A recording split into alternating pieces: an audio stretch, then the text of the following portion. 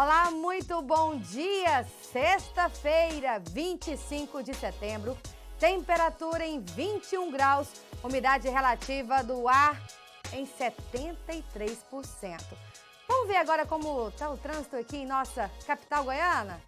Começando pela Praça Cívica, no setor sul aqui do Alto, o que a gente pode perceber aqui é que o movimento agora 7h32 está movimentado ali, viu, gente? Vamos ter cautela, tranquilidade, o final de semana está chegando aí, vamos com tudo.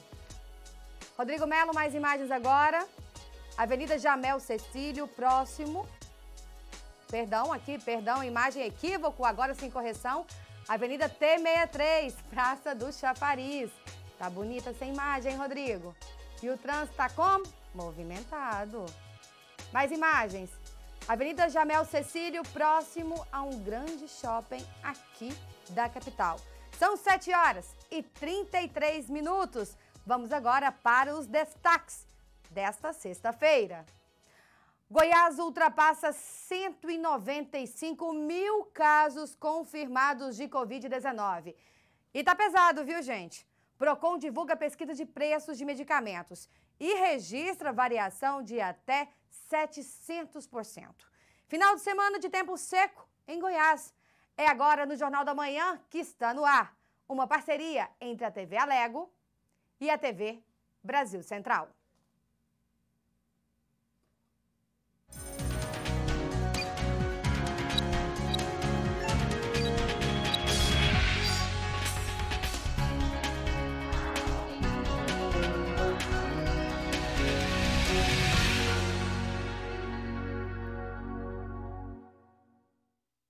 Horas e 34 minutos, o Jornal da Manhã está no ar. E a gente já começa a edição com notícias do Parlamento.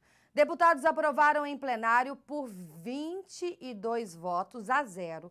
Projeto que concede promoção post-mortem aos policiais militares e ao Corpo de Bombeiros que tenham vindo a óbito em decorrência da Covid-19. Do presidente da Casa, deputado Lissauer Vieira, foi aprovada em primeira votação matéria que estabelece política estadual de enfrentamento à Covid-19 para comunidades indígenas e quilombolas. Também em segunda votação foi aprovado o processo do deputado Carlos Cabral, que determina normas de proteção àqueles consumidores filiados às associações de socorro mútuo em Goiás. São entidades que oferecem serviço de proteção veicular. O projeto do deputado Chico KGL, que cria o Dia do Nordestino no calendário cívico, cultural e turístico de Goiás, teve aprovação definitiva. E o projeto que prevê promoção pós-mortem para policiais e bombeiros militares em função da Covid-19 também está aprovado em segunda votação, de autoria do deputado Coronel Adailton. Sim. E agora mais segurança para quem depende do transporte público. Tramita da Casa projeto do deputado Cairo Salim, que obriga empresas de ônibus a fornecer um comprovante quando a passagem de forma gratuita for negada aos idosos. A Comissão de Constituição, Justiça e Redação aprovou o projeto de autoria do deputado Cairo Salim, que determina que as empresas de transporte intermunicipal forneçam documento quando houver a negativa daqueles bilhetes gratuitos a idosos. Deputado, qual o objetivo, por que o senhor decidiu apresentar esse projeto na Casa? Um dos principais papéis do Poder Legislativo, dos deputados, representantes da população, é ter sensibilidade ao que acontece aí em todos os serviços que são fiscalizados pelo Poder Público. Nós sabemos que o transporte coletivo de passageiros, principalmente nesse caso, que é o intermunicipal, a legislação garante que em cada ônibus tenham 2 vagas para idosos. Esses idosos, então, receberão o benefício da gratuidade. Mas o que tem acontecido na prática?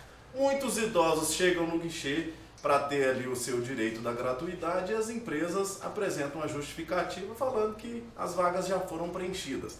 Então, a partir de agora, com essa lei aprovada, a empresa vai ter que documentar isso, vai ter que mostrar para o usuário, para o cidadão, um documento onde ela comprova que aquelas vagas de gratuidade já foram ocupadas e quem são as pessoas que estão ocupando aquelas vagas, para dar mais transparência para um direito que é garantido a todo cidadão acima de 60 anos. E para aquelas empresas que não cumprirem essa determinação, quais são as penalidades propostas pelo projeto? Advertência e multa de R$5.000 na primeira vez que acontecer essa infração e da segunda vez em diante multa de R$10.000 a cada vez que acontecer isso. Ok, obrigada, deputado. Bom, e para você, cidadão, só retomando aqui, aquelas pessoas que têm direito ao passe livre intermunicipal são idosos com renda inferior a 3 salários mínimos, são 4 passes livres durante o mês que esses idosos têm direito, e a retirada do bilhete deve ser feita no mínimo 5 horas antes da partida do ônibus. Projeto do deputado Humberto Aidar, que estabelece o Dia do Combate ao Bullying e ao Cyberbullying, é aprovado na Alego e deve ser celebrado no dia 7 de abril. O João Pedro perdeu a vida em outubro de 2017. O autor do crime foi um colega de classe que na época alegou sofrer bullying dos colegas de sala de aula. Ele alegou ter sofrido bullying, né? Ele alegou que a violência foi a partir da classe, mas nós descobrimos, né, os autos, a polícia investigou e disse que não houve tal violência, né, que ele já sofria transtornos, né, desde a infância, inclusive com desenhos, com relatos de outras pessoas que ele tinha o desejo de matar. E esse tal problema não foi tratado, nem pelos pais, nem pela escola. Então, aconteceu a tragédia. O pai do João Pedro garante que um acompanhamento da família e da escola é fundamental para conscientizar os alunos. Os pais hoje eles precisam ter ferramentas eficientes, eficazes no combate ao bullying dentro das escolas. Não só o bullying, mas qualquer outro tipo de violência, né? É notório saber que muitas crianças sofrem violências e sofrem caladas, né? Então, é importante que as famílias ouçam as crianças, né? A escola ouça a criança também, para que isso não ocorra mais. O Brasil é o segundo país com mais casos de cyberbullying. A maioria desses ataques acontece em uma página anônima na internet. As vítimas geralmente são crianças e adolescentes em fase escolar e que usam as redes sociais. Os agressores costumam conviver com a vítima, por isso fica mais fácil atacá-las no ambiente virtual. Tem a questão do anonimato, tem a questão do encontro virtual, que é um tanto quanto diferente do encontro pessoal. As pessoas, a nível da internet ou do encontro virtual, executam ações e discursos que não fariam ao nível pessoal. E o anonimato, que é uma possibilidade, dependendo do ambiente na internet, também é outro elemento que permite esse processo. E aí o nível de agressividade, o nível de intolerância aumenta bastante. Pensando em inibir esse tipo de prática, o deputado Humberto Aidar propôs a transferência da Semana de Combate ao Bullying e ao Cyberbullying para 7 de abril. O projeto foi aprovado na Alego. Eu tenho convicção que se não for através da escola, né, da criança, a gente não consegue reverter essa situação. E creio que a Assembleia faz o seu papel, o governo fará o seu papel, não tirando a nossa responsabilidade enquanto pais, mas penso que a escola joga um papel essencial para a formação dessas crianças, desses jovens, para a gente acabar de vez com essa mazela. Então, tudo que a gente puder investir, oportunizar crianças, nós teremos jovens e adultos muito melhores. Vamos preparar uma nova geração. Vencer um momento difícil para retomar a economia e melhorar o acesso dos empresários ao financiamento. Para isso, o governo do estado e a CIEG, em parceria com diversas entidades, lançaram os programas Mais Empregos e Mais Créditos. O empresário Paulo Thiago, em 5 anos, nunca viveu uma crise financeira tão severa. Agora, viu uma oportunidade de obter um empréstimo e garantir mais fôlego para salvar o negócio por meio do programa Mais Empregos, mais crédito. Inadimplência de clientes, e devido a isso, até o mesmo nosso fluxo de caixa veio reduzido. Temos paralisação aí, primeiro período aí totalizando 30 dias, 15, porém mais 15 dias. E veio mais a segunda paralisação com 14 dias, então isso aí dificultou bastante mesmo a gente trabalhar. Por isso você veio aqui hoje buscar ajuda. Isso, tá? Ver o que o governo está oferecendo para a gente, o que tem disponibilizado para a gente poder estar tentando fazer essa retomada, né? Que não está fácil.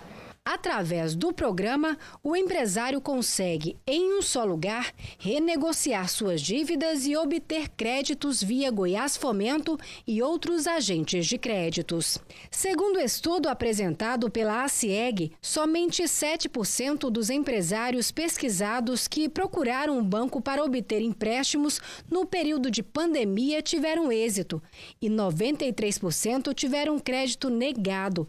Desde o lançamento do programa, no último dia 14, os segmentos mais atendidos foram o comércio varejista com 19%.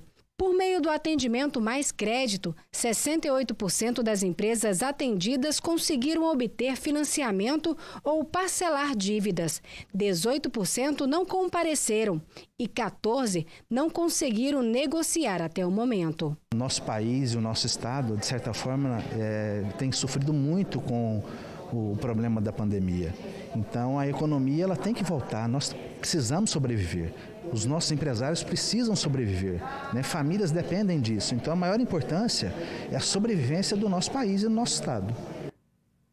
E para falar sobre esse assunto que funciona como uma espécie de fôlego para as empresas renegociarem as dívidas e pleitear créditos, a gente recebe em nosso estúdio o vice-presidente da ACIEG, a Associação Comercial, Industrial e de Serviço do Estado de Goiás, Alan Máximo. Alan, como bem colocado ali, é um programa do governo estadual, por meio da Secretaria da Retomada, mas a ACIEG também é parceira e diversas outras entidades. Muito bom dia. Bom dia a você, Patrícia, aos telespectadores do Jornal da Manhã, da TV Alego, da TBC. Para nós é um prazer estar aqui nesse momento falando em nome da ACIEG. Sim, como você bem disse, o programa Mais Empregos, Mais Crédito foi algo pensado, um projeto pensado, juntamente com o governo do estado e diversas outras entidades parceiras, para que pudesse minorar o problema do empresariado nesse momento de crise. Agora, o que foi pontuado aqui, agora na matéria, que por meio do atendimento Mais Crédito, 68% das empresas atendidas conseguiram obter financiamento ou parcelar dívidas e 18% não compareceram e 14% não conseguiram negociar até o momento. Esse programa iniciou dia 14, hoje dia 25, está previsto o encerramento hoje. Como que vai ficar isso? Pode ter uma extensão? Esses números ainda conferem? Sim, foram números expressivos de atendimento, né, tanto de forma remota como de forma presencial, mais de 1.250 atendimentos para as empresas do nosso estado. Então, foi um sucesso esse projeto. Lá foi a nossa intenção foi nas duas vertentes, tanto na questão do Mais Crédito, né, disponibilizar ao empresário a possibilidade da própria obtenção do crédito, mas também não só isso. Tá? Lá tem a situação do Cine também, que vem fazendo um trabalho na parte do Mais Empregos, em parceria também com a própria outras entidades que têm colaborado nesse sentido. Então, o projeto ele visa também a qualificação, a orientação do empresário, né? Agora, e sobre a data? Encerra hoje mesmo? Pois nós vamos aguardar o governo do estado, né, juntamente com a ACIEG, para avaliação e o balanço dos números finais, para que seja tomada uma decisão sobre o fato em questão. Agora, a ACIEG, ela realiza um levantamento sobre esses dados, sobre esses números, como que está hoje no estado de Goiás, até para saber quem pode ou não ser beneficiado com esse programa? Sim, a ACIEG tem juntamente com o governo do estado, né, tem tido todo um cuidado para orientar, trazer os empresários, para que possamos, é importante também salientar a parceria com os cartórios, com protestos, foi feito essa parceria juntamente com a Goiás Fomento, onde nós conseguimos minorar também um problema que é a questão do crédito, né? Que é um problema nacional hoje. Ou seja, se o empresário estava negativado ali, nós procuramos trazer os cartórios para esse diálogo também, para que ali resolvesse a situação com esses empresários para a retirada e a limpeza do seu nome. Importante também, Patrícia, desculpa, mas eu acho que é algo inédito que foi feito e pensado juntamente com o governo do Estado de Goiás.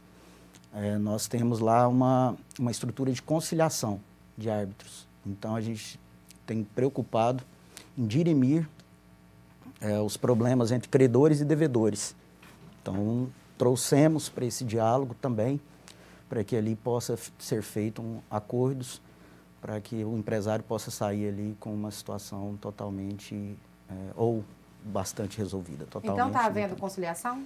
Sim, tem tido procuras também, no sentido de conciliação, e a CIEG está, juntamente com todos esses pares aí, fazendo o possível para que os conflitos sejam dirimidos e tem sido um sucesso. Agora, como que o senhor tem visto? Essa pandemia, ela chegou com tudo e esse setor foi um dos mais atingidos, né? Quais são os maiores desafios, na opinião do senhor, para a gente estar saindo disso e voltar aí a economia a fluir no seu devido ritmo? Esse é um dos caminhos, as parcerias. Parceria é algo fundamental, setor público, setor privado, né, as entidades, os seus associados. Então, todos dando as mãos, como esse projeto foi a intenção, cada um colaborando. É importante salientar que, com o apoio de todos, só assim conseguiremos sair dessa situação de dificuldade que a pandemia trouxe, né? Apesar que Goiás tem sido exemplo também, né? Inclusive nesse aspecto da retomada, através da Secretaria da Retomada, enfim, tem feito um trabalho para minorar, volto a falar, os problemas trazidos para os empresários. Então, o associativismo, juntamente com diversas outras entidades, que também estão apoiando esse projeto, tem dado as mãos para contribuírem para soluções necessárias. Agora, para quem está nos acompanhando agora nesse momento, ainda dá tempo, hoje dia 25, previsto para que seja o encerramento desse programa, mas quem está querendo saber mais informações, procurar saber o que deve ser feito aí na prática, dá tempo ainda? Sim, dá. A gente pede que acessem o site da CIEG, né, e os nossos canais de comunicação, para que possam fazer os agendamentos, e lá todas as dúvidas são retiradas com os atendentes, para que possam ser feitos ou de forma virtual esses atendimentos, ou de forma agendada. É importante dizer isso, que esses atendimentos foram feitos todos de forma agendada. Hoje ainda dá tempo, sim, dos empresários irem e encontrarem soluções para algumas situações. É importante também salientar que tem a presença da Enel, da Saneago, que estão ali parcelando também as dívidas dos empresários. E volto a dizer, a intenção do projeto é colaborar para soluções para os empresários goianos. Agora, vamos para as considerações finais aqui, e já com um estudo apresentado pela CIEG. Somente 7% dos empresários pesquisados que procuraram um banco para obter empréstimos no período de pandemia tiveram êxito, e 93% tiveram crédito negado. Vamos falar então agora as considerações finais sobre a importância desses programas aí para todos nós. Como você bem disse, Patrícia, esse é um problema nacional, né? Existem regramentos. A situação de aval era um dos grandes problemas que foram encontrados, principalmente pelas micro e pequenas empresas. Existiram créditos de avais, aí, tem o próprio Pronamp, né? Algumas formas que foram feitas para dirimir esse problema, né? A não exigência de CNDs, mas programas como esse que estão sendo feitos, mais empregos, mais créditos, vão auxiliar, né, o empresário nessa retomada, com certeza, de uma economia cada vez mais pujante para o nosso Estado. Muito obrigada pela sua participação aqui conosco hoje. Eu que agradeço a participação e a atenção de vocês. Estamos à disposição. Muito obrigado. Nós conversamos hoje com Alan Máximo, ele que é vice-presidente da CIEG e que veio trazer mais informações sobre esses dois programas, Mais Empregos e Mais Crédito. O Jornal da Manhã vai para um rápido intervalo. Fique agora com imagens da Avenida T63, Setor Bueno, com vista para o setor Nova Suíça. Daqui do alto, o movimento está intenso, hein? Quem estiver por ali trafegando, mantenha a tranquilidade. Sexta-feira, final de semana está chegando e daqui um pouquinho, Jornal da Manhã está de volta.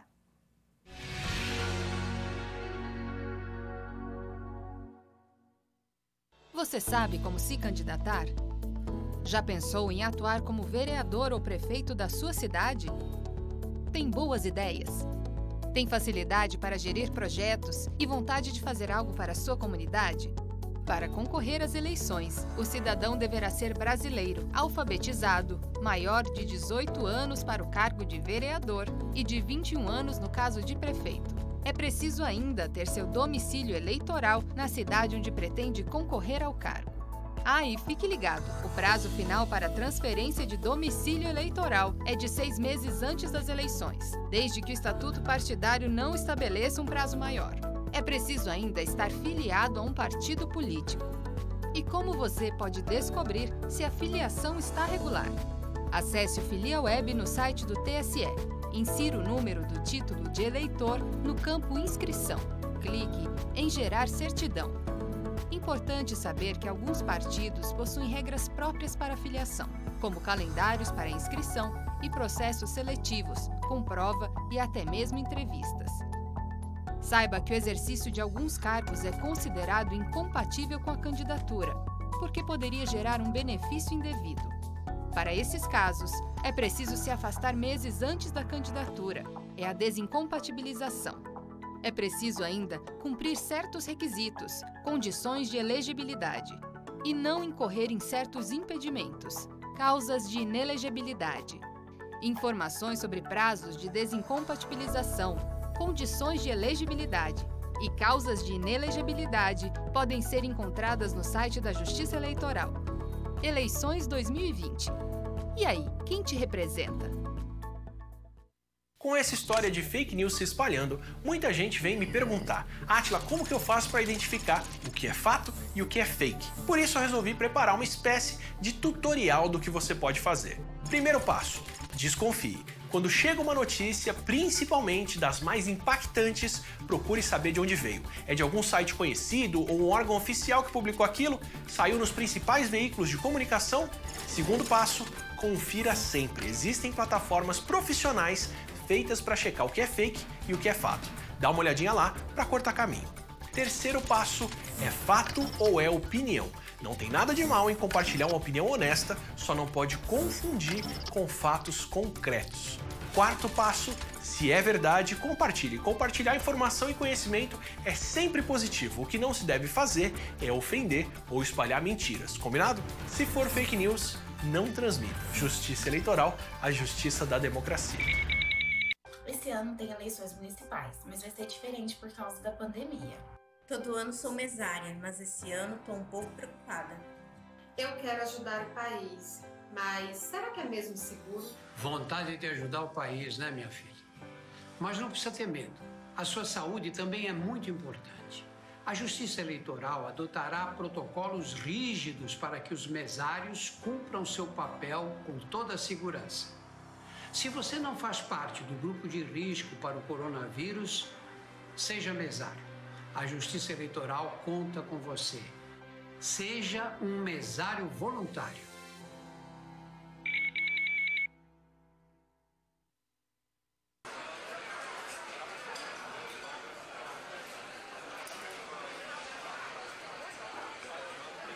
No Brasil, cerca de 2.700.000 crianças, entre 5 e 17 anos, se encontram em situação de trabalho irregular. Não leve na brincadeira. Trabalho infantil é ilegal. Denuncie. Disque 100. Uma campanha da Justiça do Trabalho. Apoio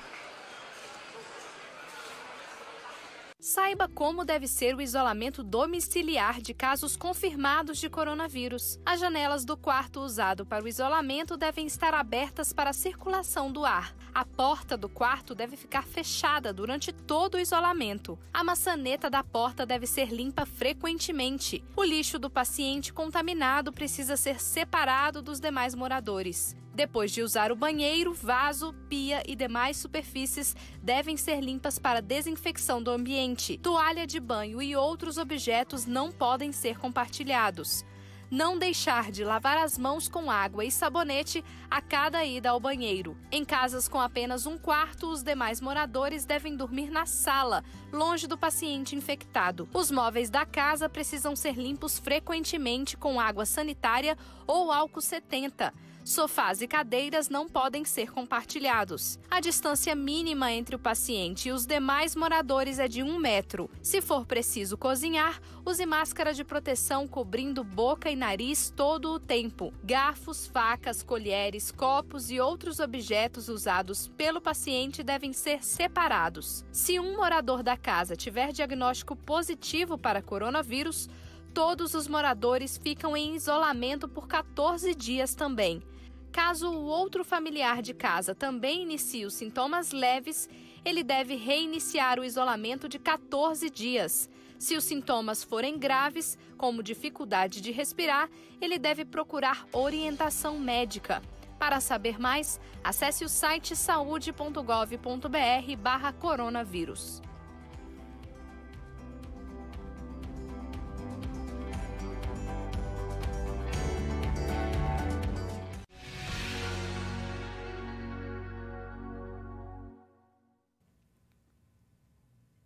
Agora, 8 horas da manhã, o Jornal da Manhã está de volta em parceria com a TV Brasil Central.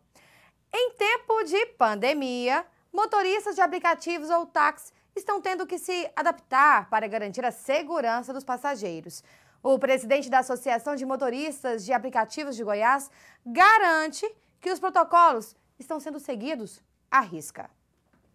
Limpar o carro constantemente com álcool 70 já virou rotina na vida do Valgo desde o início da pandemia. O seu Valgo é motorista de aplicativo há quase 2 anos. Como que tem sido para vocês manter a higienização do veículo nesse período de pandemia? Nesse período aí crítico, de pandemia, eu faço a higienização periodicamente, eu mesmo faço. E uma vez por semana eu levo o carro no lava-jato para fazer a higienização. O cliente entra aqui no seu veículo sem máscara ou não? Não, nesse caso nós temos uma máscara. Se o cliente não tiver uma máscara, eu tenho de reserva aqui no porta-luva do carro e se ele quiser usar eu posso, porque a gente está com orientação de não carregar o passageiro sem máscara. E eu estou vendo que tem 2 álcool em gel aqui, um para você e um para o cliente, é isso? Isso, esse daqui é do meu uso e atrás tem um para o passageiro usar. Paulo Vitor, que não desgruda do álcool em gel, diz que se sente seguro ao pegar um veículo, seja por meio de um aplicativo ou táxi. A gente precisa se locomover, cidade grande como Goiânia, e eu sempre uso álcool em gel, sempre levo o meu, cabe no bolso, porque é um requisito básico para se proteger hoje em dia nessa pandemia. Você se sente seguro? Sim, desde que eu tome as medidas de segurança, acho que está tudo certo. De acordo com o presidente da Associação de Motoristas de Aplicativos de Goiás, todos os protocolos determinados no decreto do Estado estão sendo cumpridos. Desde a época do primeiro decreto do governador, as plataformas dos aplicativos entenderam a necessidade de realizar essas asepsias dentro dos veículos, ou seja, tem plataforma que está fazendo essa asepsia de 15 em 15 dias, que faz uma higienização completa dentro do seu veículo, que dura mais ou menos uns 45 minutos, só que tem asepsia que é feita diariamente pelo motorista, com álcool em gel, que a gente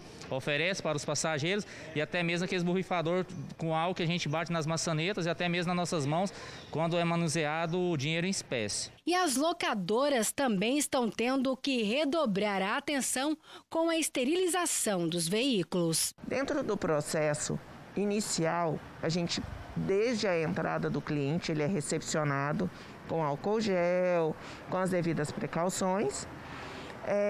Depois disso, os carros preparados, eles são higienizados, são esterilizados, vamos dizer assim, com álcool, todo preparado corretamente. Depois disso a gente entrega para o cliente e no retorno também é feito da mesma forma. Para garantir maior segurança aos passageiros, tem motorista de aplicativo que optou também pela barreira de proteção em acrílico. Na prática, gente, ela fica localizada entre o passageiro e o motorista. É mais segurança e vale ressaltar que a limpeza tem que ser feita corretamente a cada saída de um cliente. E a Prefeitura de Goiânia realizou essa semana a testagem em massa na Escola Municipal Francisco Matias, que fica no Parque Anhanguera, região sudoeste da capital. O superintendente de Vigilância em Saúde de Goiânia falou do objetivo da testagem neste momento da pandemia. Vamos ver. A cada semana nós identificamos onde tem a maior curva de crescimento. Então, as ações são direcionadas para aquelas regiões que necessitam de uma testagem para tentar minimizar esse crescimento nessa região. Esse formato diferente, o objetivo principal é priorizar as pessoas daquela região, para que esse atendimento seja focado nas pessoas que estão mais suscetíveis ao risco, ou seja, pessoas que têm um risco maior de ter contato com o coronavírus. O agendamento ele é feito no site da Secretaria Municipal de Saúde e as pessoas podem agendar tanto no período da manhã quanto no período da tarde. Lembrando que a testagem funciona das 8 até as 17 horas. Em Goiânia, os bairros da região Centro-Sul, como o Setor Bueno, Oeste e Jardim Goiás, continuam concentrando os casos do novo coronavírus. Mas a plataforma Covid Goiás, alimentada por pesquisadores da UFG, revela que a taxa de contágio é maior em bairros da periferia da cidade. Quem tem mais informações é a repórter Bruna Mastrella. Bom dia, Patrícia. Bom dia a todos que nos assistem. Bom, para compreender melhor esses mecanismos e a dinâmica de transmissão da doença em Goiânia e no restante do estado, uma equipe multidisciplinar de pesquisadores da Universidade Federal de Goiás vem alimentando dia a dia as contidas na plataforma Covid Goiás.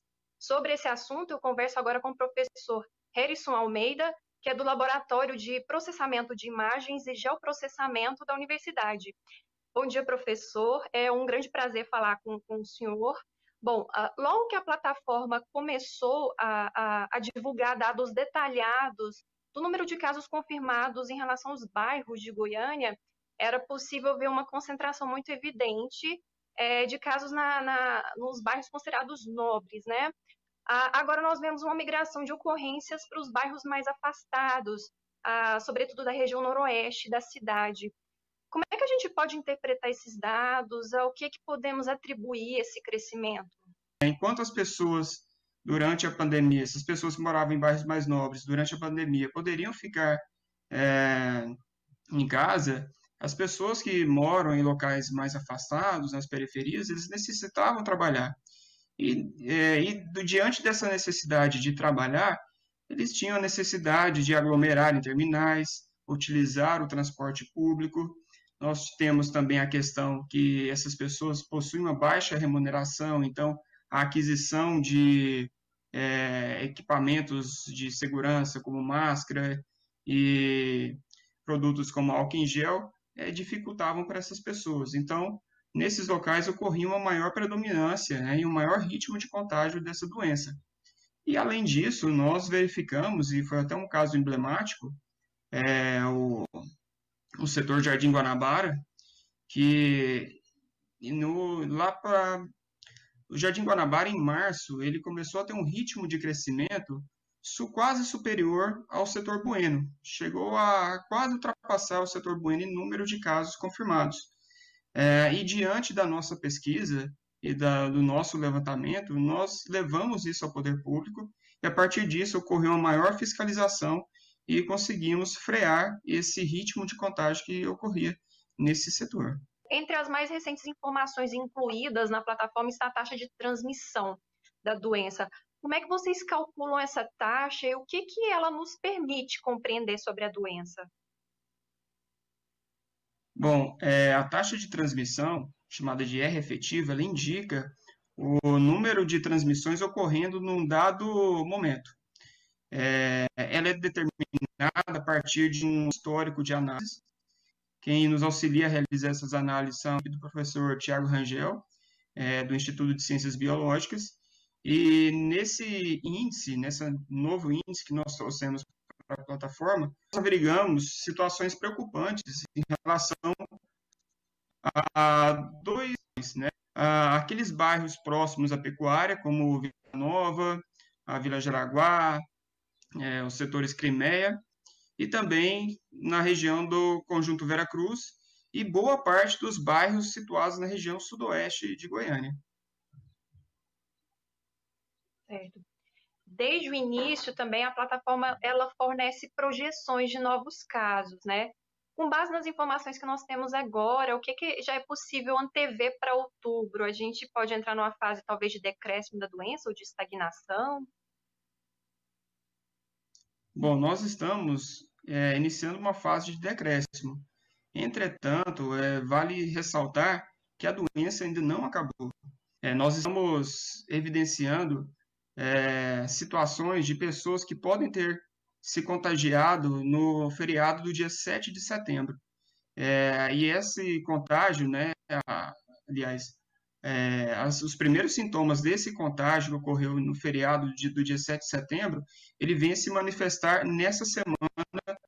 Nós estamos iniciando uma fase de decréscimo, é bem possível que em outubro nós estejamos com uma situação melhor. Mas para isso é necessário que todos continuem tomando as mesmas medidas de precaução.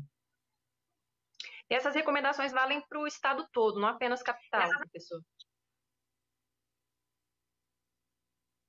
Exatamente, equivale para o estado todo, né? Nós evidenciamos ao longo desse período que o estado de Goiás ele possui 4 principais regiões onde o vírus ele foi mais predominante. E são regiões onde existe maior aglomeração e maior locomoção. Quais são essas regiões? A região metropolitana de Goiânia, o entorno de Brasília e municípios onde a BR-153 e a BR-060 cortam, né? Eu acabo de conversar com o professor Harrison Almeida, que é do Laboratório de Processamento de Imagens e Geoprocessamento da UFG. Patrícia. Muito obrigada, Bruna Mastrella. E continuando a falar da situação da pandemia no estado, dados divulgados pela Secretaria Estadual de Saúde indicam que já são, gente, preste atenção nesse número, mais de 195 mil casos confirmados no estado de Covid. E por conta desses números, que o governo, atento a essa situação, mantém um regime de aulas não presenciais. A repórter Gabriela Gouveia conversou com a Superintendente de Vigilância em Saúde, Flúvia Amorim. A discussão sobre a retomada das aulas presenciais ganhou força nos últimos dias, especialmente depois que a Justiça autorizou por meio de liminar a reabertura de berçários particulares em Goiânia. Nós viemos conversar com a Superintendente de Vigilância em Saúde, Flúvia Amorim, e ela afirmou que a decisão do Estado de continuar com as escolas fechadas está mantida. Segundo ela, os indicadores necessários para a reabertura ainda não foram atingidos. Esse é um assunto que já foi avaliado pelo Centro de Operações de Emergência. Foi deliberado que, para o retorno às aulas, nós pactuamos que deveria ter 2 indicadores alcançados. Um indicador era a redução de óbitos em 15% e redução nas taxas de ocupação em 75% ou menos. Então, isso foi pactuado entre todos os entes envolvidos, né? Houve uma votação e depois dessa deliberação do COI foi emitida uma nota técnica pela Secretaria Estadual de Saúde com essas deliberações que o COI pontuou na reunião. Então, em relação ao retorno das aulas, enquanto Secretaria Estadual de Saúde, já existe uma normatização para que o retorno possa acontecer. Em relação de quando isso vai acontecer, quando os indicadores serão alcançados, nós vimos nessa última reunião, que foi quarta-feira, que nós já estamos com 9,6 na redução de óbitos, né, o pactuado foi 15, e que ainda estamos com a taxa de ocupação um pouco maior. Mas existe a possibilidade, né, de alcance desses indicadores, né, no mês de outubro. né, por exemplo. Existe uma possibilidade, não estamos afirmando que vai acontecer, mas existe sim uma possibilidade pela tendência que a gente tem visto dessa curva de óbitos, da curva da taxa de ocupação. Sobre o argumento de que todos os outros segmentos já foram autorizados a reabrir e a educação é o único que permanece com impedimento, Flúvia explicou o porquê da decisão estadual. O bar é algo de lazer. Né? Shopping muitas vezes é um lazer, não há uma obrigatoriedade em participar. Então, tudo isso tem que ser visto com muita cautela. Então, o retorno às aulas, a gente quer também que aconteça, como eu falei, mas com um mínimo de segurança. A superintendente comentou ainda a chamada imunidade de rebanho, que é quando um percentual da população contrai o vírus e aí mesmo quem ainda não teve a doença não corre mais o risco de se infectar. É que recentemente um estudo foi divulgado mostrando que Manaus já atingiu essa imunidade coletiva. Não utilizamos isso como uma meta, como indicador de forma alguma. Mesmo porque é uma doença muito nova que a gente sabe muito pouco sobre ela. Inclusive, tem alguns relatos já em Hong Kong de reinfecção. Então, o quanto essa imunidade duraria, né? Nós não temos essas respostas ainda. Então, é muito precoce e até arriscado falar que, tendo essa 60% da população já infectada, eu teria uma situação sob controle. Eu acho que é muito cedo ainda. 8h13. Estreia hoje, na programação da TV Alego, a série de reportagens Pandemias, Lições e Reflexões. Confira um trecho da primeira reportagem sobre 2 antepassados da Covid no Brasil, a varíola e a gripe espanhola.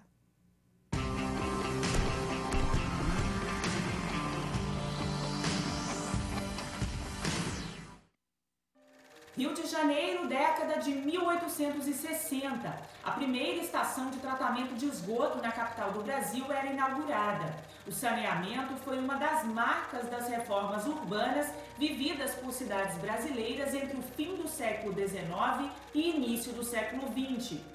Além de associadas à modernidade europeia e ao desenvolvimento econômico do país, algumas ações dessas reformas tinham suas bases em uma abordagem higienista e, assim, eram apresentadas como estratégia contra as recorrentes epidemias no país, a exemplo da cólera, peste bubônica, febre amarela e varíola. Popularmente conhecida como bexiga, em razão das erupções no corpo dos pacientes, o primeiro surto de varíola no país foi no século XVI. E a introdução da doença em território brasileiro se liga ao processo de colonização. Estima-se que em 1563, dezenas de milhares de índios morreram por conta dessa doença infecciosa grave, transmitida entre pessoas por meio das vias respiratórias. Historiadores afirmam que depois desse primeiro surto, foram raros os períodos seguintes em que nenhum caso foi registrado no país. A partir de 1914, o mundo assistiu a exércitos e seus homens mortos durante a Primeira Grande Guerra. Aliás, era assim, mortos, que os inimigos em vida ficavam lado a lado. Mas em 1918, quando a guerra seguia rumo ao seu desfecho, um novo inimigo invadiu as trincheiras de soldados americanos e de lá foi para o resto do mundo. Seguindo as rotas comerciais e as linhas de navegação, a gripe espanhola infectou 1/5 da população mundial e causou entre 20 e 40 milhões de mortes. As autoridades estavam preocupadas com a guerra, preocupadas com a reconstrução, preocupadas com a organização interna, e não sei se elas tiveram condições de fazer um investimento assim sistemático no combate à gripe espanhola. Porque tem uma coisa que a gente tem que levar em conta também, é porque não existia a Organização Mundial de Saúde, a OMS. E para você controlar uma pandemia, que é algo internacional, a gente precisa de uma articulação. Por exemplo, lá nos Estados Unidos, para combater a gripe espanhola, algumas cidades adotaram a máscara. Aqui no Brasil, eu não vi nos meus estudos, eu não vi essas estratégias por parte das autoridades. Pode até ter tido, mas eu não consegui ver o uso da máscara, né? Aqui o que a gente sabe é que os médicos receitavam repouso, né? A quina que é a base da atual cloroquina, que era um remédio utilizado para malária, ele também foi receitado. Dizem que a caipirinha ela surgiu no contexto da gripe espanhola, porque eles receitavam pinga com limão, tá? Então, assim, os médicos estavam tateando, procurando alguma coisa para minimizar os efeitos da mortalidade da gripe espanhola, que foi altíssimo, né?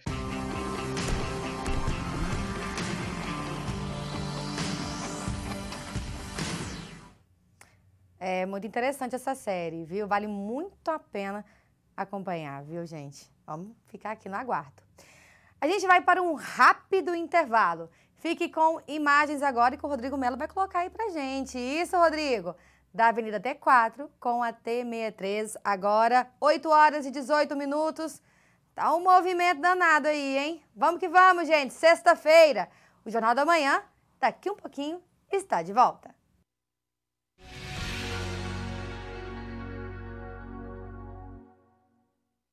Você tem criança de 3 a 5 anos em casa? Então este vídeo é para você. Ministério da Saúde apresenta. Tem criança em casa, tem aprendizado também. Confira as atividades que você pode fazer em casa para despertar a curiosidade e ajudar no aprendizado e desenvolvimento do seu pequeno. Dos 3 aos 4 anos é uma das melhores fases para desenvolver o equilíbrio e a concentração. Como andar de triciclo, pular para dentro e para fora de um círculo desenhado no chão, pular num pé só, brincar de estátua, entre outras brincadeiras. Para estimular a independência, ensine a criança a guardar seus próprios brinquedos e escolher suas roupas sozinha. Um jeito interessante de passar o tempo é permitir que a criança realize atividades simples do dia a dia, como colocar os sapatos dentro do armário, pegar o pão em cima da mesa, molhar as plantas com um borrifador de água ou tirar os farelos da mesa com um pano.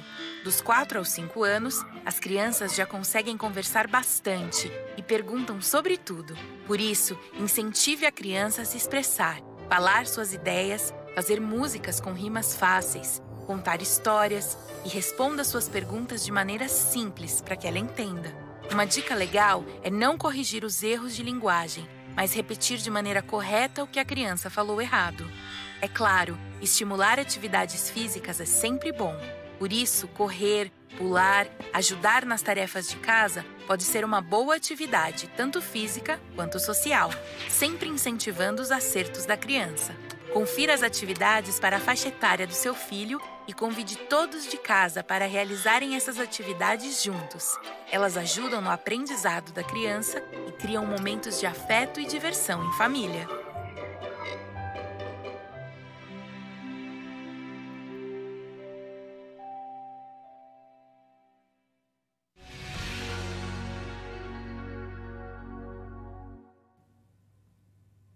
Oito horas e 20 minutos, o Jornal da Manhã está de volta em parceria com a TV Brasil Central.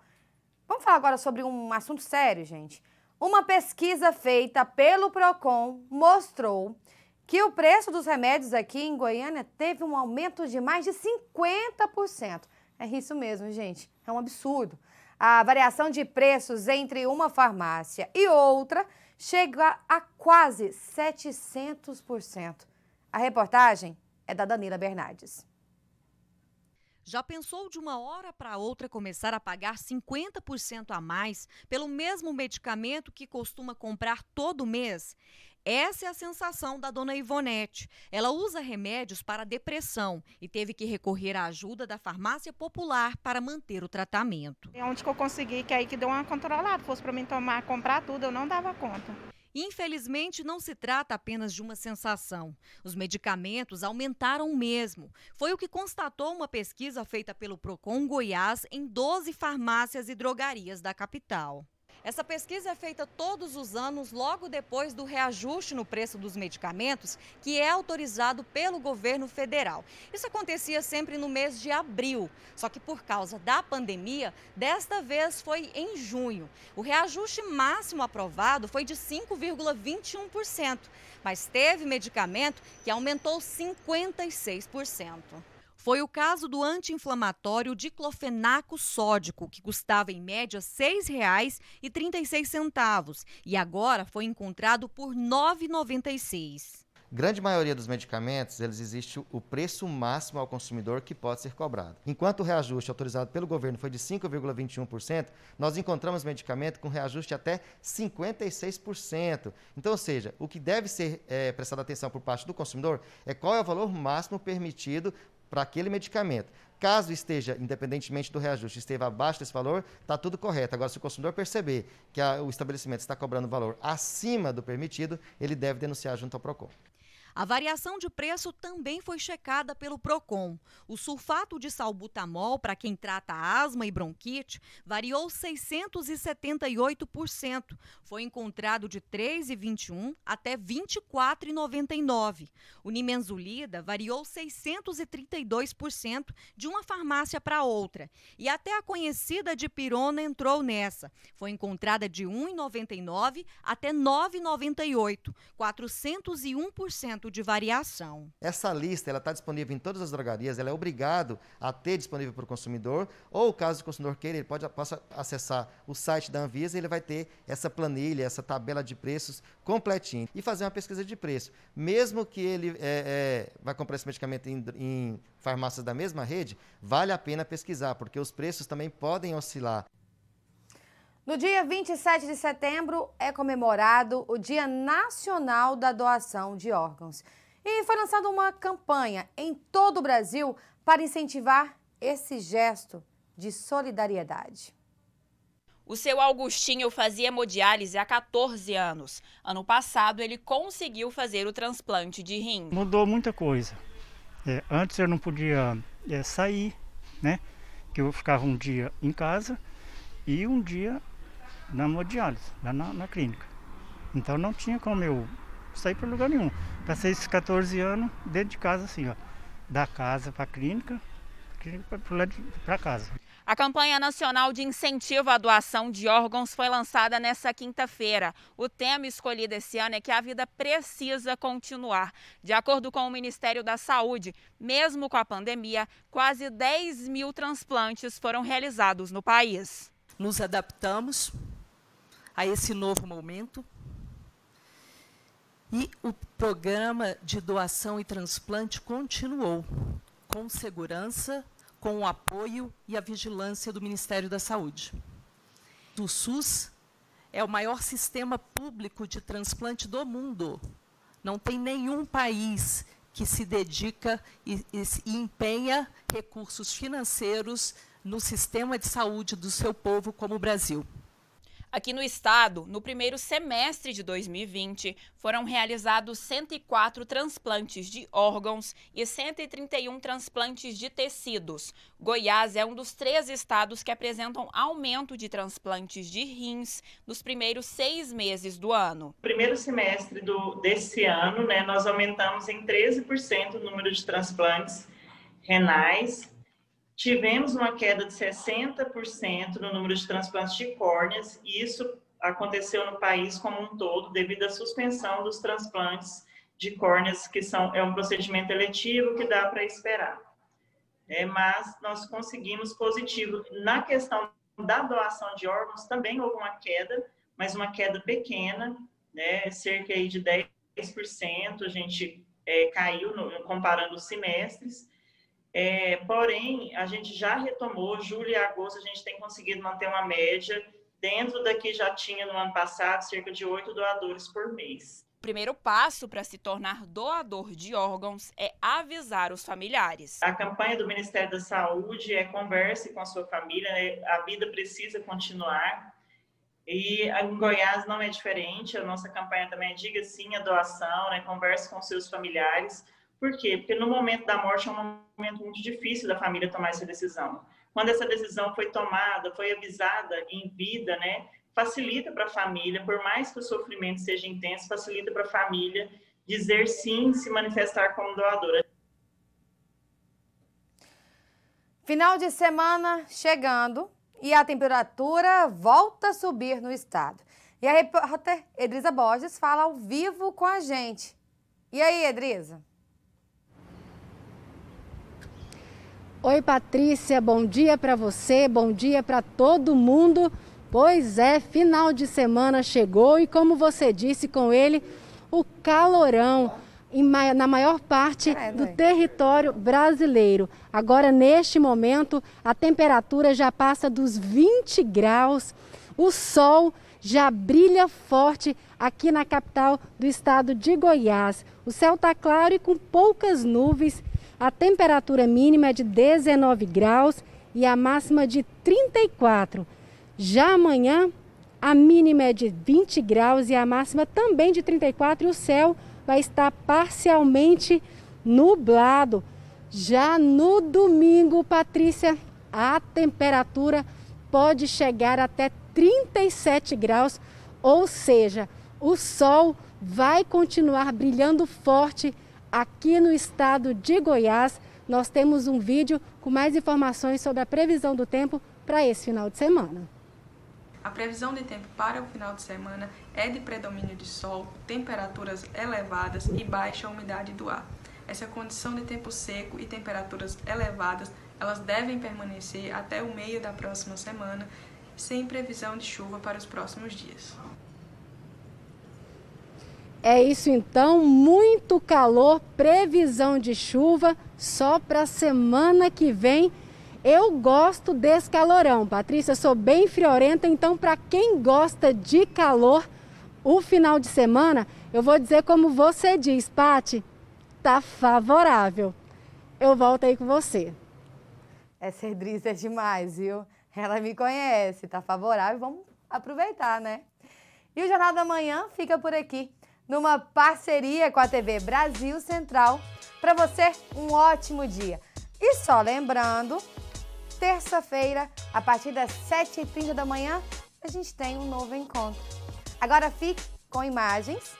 Vamos lá, Rodrigo Melo, da Avenida T7 com a Avenida Mutirão. Temperatura 23 graus, umidade relativa do ar em 63%.